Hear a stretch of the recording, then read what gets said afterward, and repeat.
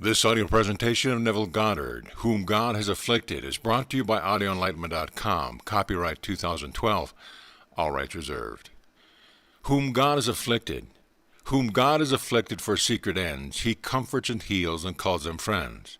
In the 119th Psalm he said, "This is my comfort in my affliction, that thy promise gives me life. Before I was afflicted I went astray, but now I keep thy word. It is good for me that I was afflicted, that I might learn thy statutes." Then we are told in the book of Job, the 36th chapter, he delivers the afflicted by their affliction and opens their ear by adversity. Who does he do that to? He does it to himself. Let us turn to Scripture. The book of Genesis is the seed plot of the Bible. It's all there, but it's an adumbration, a foreshadowing in a not altogether conclusive or immediately evident way. The book begins in this manner, "In the beginning God." Then it ends in this manner, "In the coffin in Egypt." In the beginning God, in a coffin in Egypt. The story is all about God. Everything in the world is God. I am looking at God masked as I look at you, for behind that mask is God, and the whole thing is done by God to himself. Before I was afflicted, I went astray. It is my own word I pronounced before I came down into this world of death. Here is a vision of a friend of mine that might aid to the understanding of this mystery. She said, "I was infinite spirit. There was nothing but myself. I desired to go out into the world, although seemingly there was no other world. I knew I had to have form to be seen and communicate. I made myself an elongated box of wood, entered in, and there was absolute darkness, a complete restriction, as though I could not concentrate or bring myself to any greater point of restriction than at that moment. The box could see, hear, move. It could do everything I willed it to do. Then came the moment in time when I desired to leave it. I had experienced that what it was to see, to think, and to hear in the world of death. Suddenly I was again infinite spirit, infinite light, for I was set free. I found myself looking down on what I thought to be my bed. A group of people were bending over, looking down at the body on the bed. One said, "She is dead." I thought, dead? Why, that's impossible. They cannot die, for it has never lived. Only when I occupied it did it seem to live, but it cannot die. They think the box is dead, when the box has never been alive. The shock was so great I awoke. It's a marvelous vision. We are wearing this box. In Hebrew, the word translated box also means ark, a coffin. In the beginning God, in a coffin in Egypt, the first and the last, the beginning and the end. God became man for a purpose beyond the wildest dream of the box in which God is now residing. He reached the limit of contraction by becoming man, that he may expand beyond the wildest dream of himself prior to the contraction. It's constant expansion of the one being that is God, and you are that being. We are the Elohim. We are the gods that came down and assumed the limitation of man, and it is an affliction. He afflicts himself. "Thou also sufferest with me, although I behold thee not." Then the voice answered, "Fear not, I am with you always, even to the end of time. Only believe that I have power to raise from death thy brother who sleeps in Albion," or universal humanity. Buried in every one of us is God. His name is I Am forever and ever. How will I know I will awake? He has arranged the entire return to himself. He prepared the way for himself to return, and that way is described in Scripture. It is told beautifully in the Old Testament, but again, it is an adumbration, a rough sketch. The New Testament explains it, but man sees it in a strange light. He sees it as secular history, and it's not secular history. The whole thing is divine history. The story of Jesus Christ did not take place here. It took place within man in an entirely different sphere. The story of Job is the story of every man. If you are familiar with it, you will remember he did nothing that should ever have caused the horrors that descended upon him. But in the last chapter, Job is made to say, "I have heard of thee with the hearing of the ear, but now my eye sees thee." Then God multiplied his gifts on earth. His brothers and sisters and all who knew him before came to sympathize and eat bread with him in his house. For all the evil God had brought about him, these are the words of the 42nd chapter of Job. The word Job means, "Where is my father? Where is the cause of all the phenomena of life? Where is the source of it all? That's the Father. That's the search of every person in the world. He may not know it, but he is looking for the source, the cause, the father of the phenomena of life. That's Job. In the Old Testament, you are told that God is a father. He singles out one person and calls that one his son. If that one is his son, and that one stands before you at the end of the journey, then memory returns. For it is only Son returning in memory. We are the gods forming the God. If in the beginning there was a fatherhood, then fatherhood implies a sonship somewhere. If that son stands before you and your memory returns, you know he is your son, and he knows you are his father in the fulfillment of Scripture. Then and only then do you know who you are. I could tell you from now until the end of time you are God, and you are not going to believe me. You would say, if I am God, why can't I do this, that, and the other? You do not know the purpose behind the affliction, the contraction that you imposed upon yourself. You did nothing wrong to bring about this contraction. It was deliberate on your part. We agreed in concert to dream the dream of life, to come down into the world of death, so we did. Humanity as we see it is part of the eternal structure of the universe. We actually came down into this part of the structure called man, entered man, and man is death. Then we turned death into sleep, and we are dreaming the dream of life. Infinite mercy turned death into sleep, and then arose the sexes to work and to weep.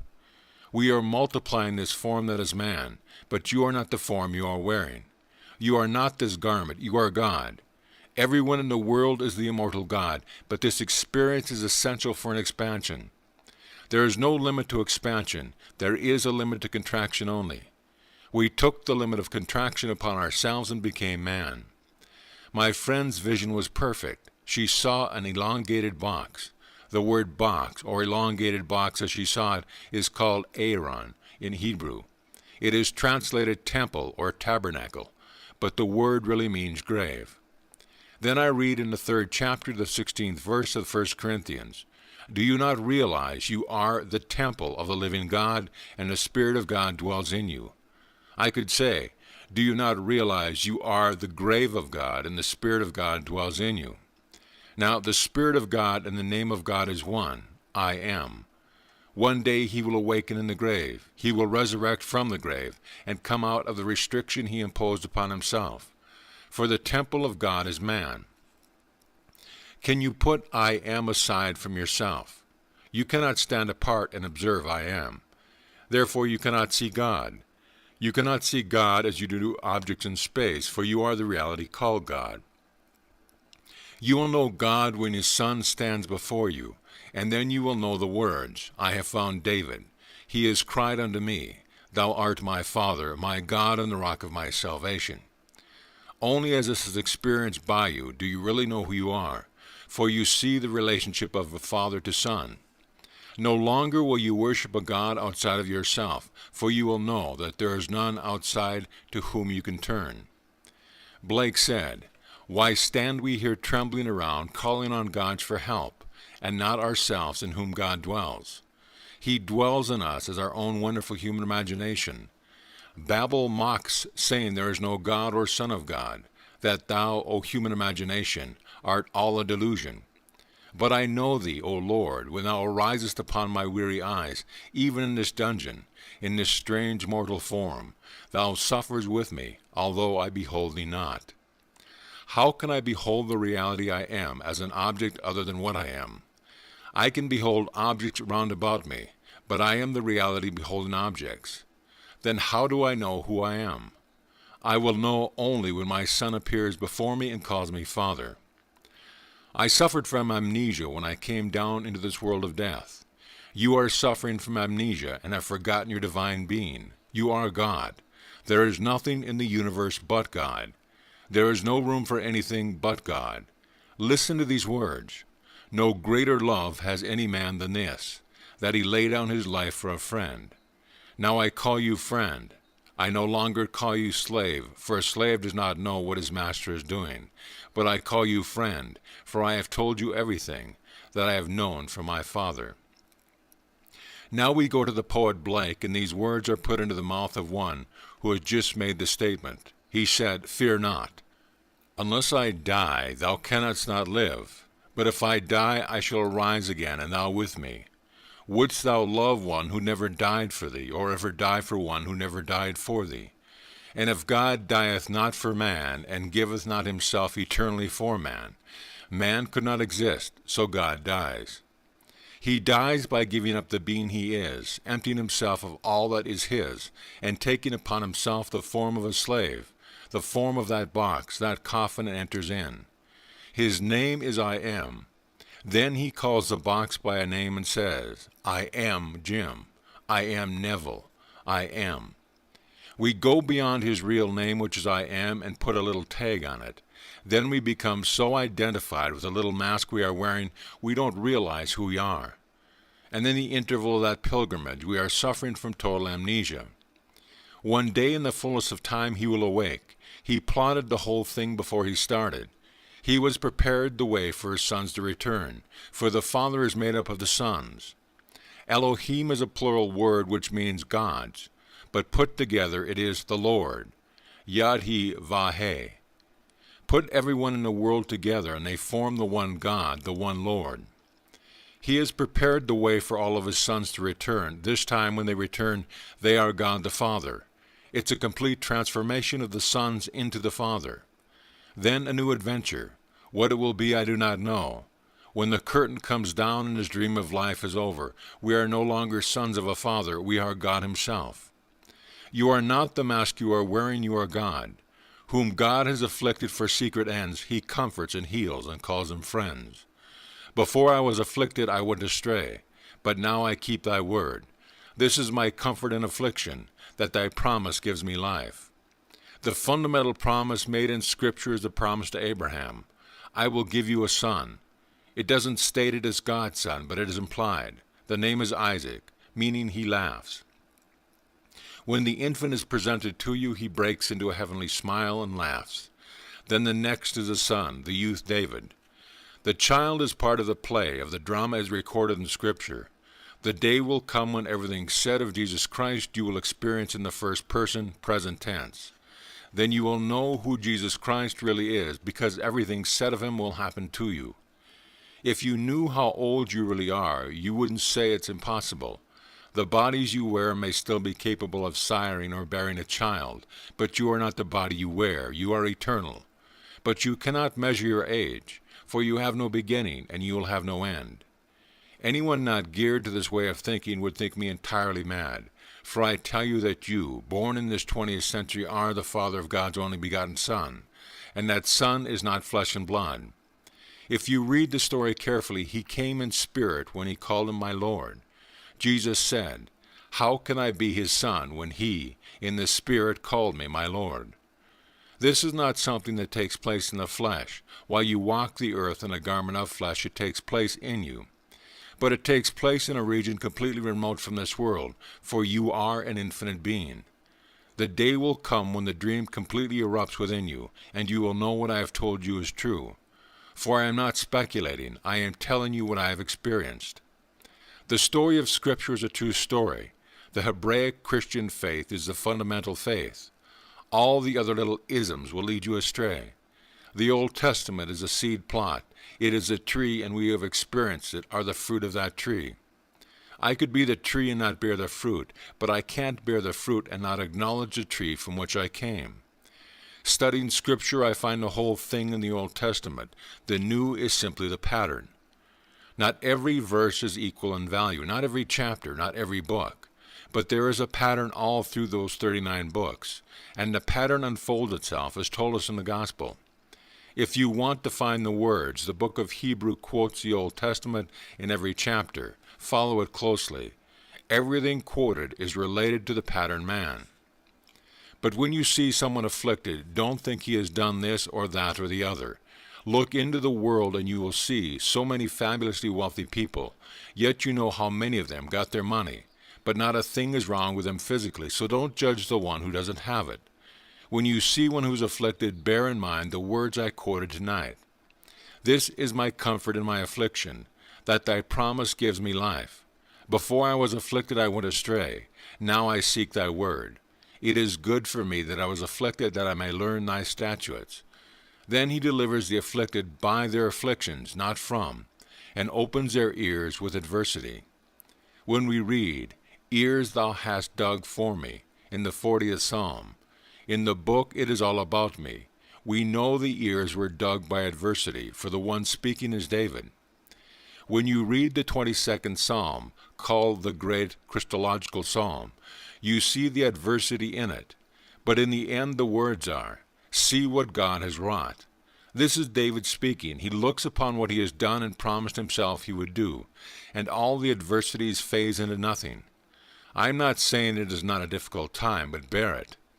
In the beginning, before the foundation of the world, we were chosen to play this part and be afflicted.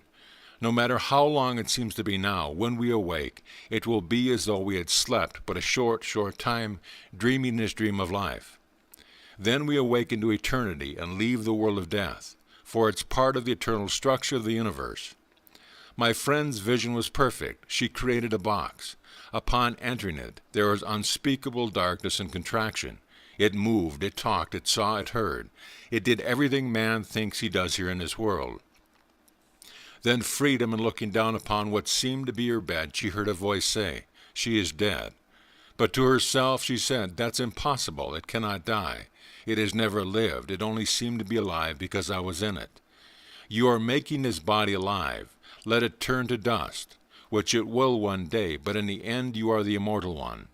If what I am talking about now does not happen before the moment in time, you will be instantly restored in a body about 20 years old, in a world like this, with perfect eyes, teeth, body to continue the journey until what I have told you takes place. For as we are told in the 17th chapter of Luke, God is within you. People are looking for him somewhere in space, saying there is some central sun beyond our suns known to man. They are still looking for some outside being in spite of the words, God is spirit, God is light, God is love. I can't begin to tell you how wonderful the Bible is until you experience Scripture, and it has nothing to do with what our evangelists are talking about. They see some teeny little Jesus walking around, coming out of space to shake their hand, and all that nonsense. Jesus Christ is within you, and when he comes from within as you. We speak of him as Jesus Christ, and that is not a true picture. In the 11th chapter of Revelations we read, "The kingdom of this world has become the kingdom of our Lord and of his Christ." Not Jesus Christ. Jesus is the Lord. Jesus and Jehovah have the same root. Yahweh begins both words, which is your own wonderful I am. His Christ is the anointed. Who did the Lord anoint? He anointed David, the Christ. If you are afflicted of those you know are afflicted, don't blame, don't judge.